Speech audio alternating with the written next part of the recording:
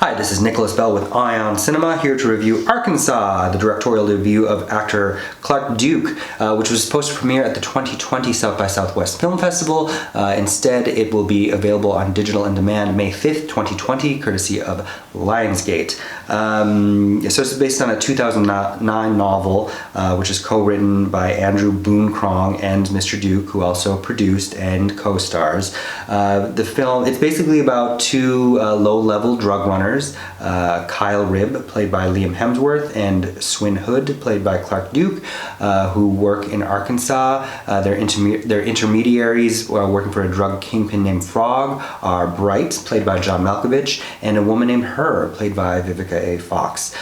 Things go awry when John Malkovich is killed, and they have no idea how to get a hold of Frog to continue their cash flow and various work assignments. Come to find that Frog is the same man that owns the pawn shop down the way, played by Vince Vaughn. In the film flashbacks to the mid-'80s when Mr. Frog, how he came to inherit his drug empire and then give it up to a pair of two swarthy twins.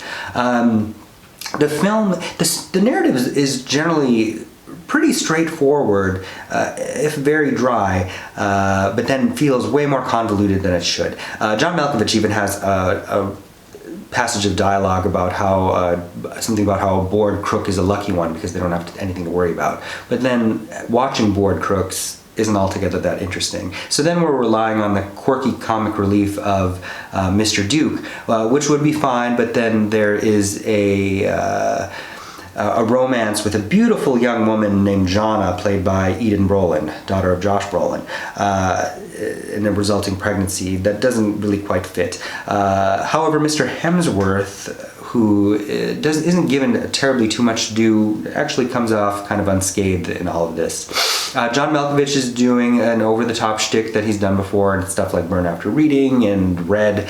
I did enjoy Vivica A. Fox as Her, and also Vince Vaughn, and the film probably could have used a little more of Mr. Vaughn in the first half.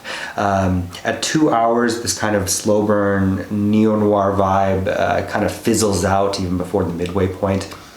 Overall, there's some things I liked, a lot that just seemed a bit dry and a bit characterless for a film, named after a whole state, in making very obvious points about the occupations that it is showcasing. Overall, I would give this 2 out of 5 stars. Thank you. Hey, this is Eric from MyOnCinema.com. If you want to support us, subscribe below. For more reviews, interviews, film festival coverage from Sundance, Cannes, Toronto, you want to check out these guys on this side.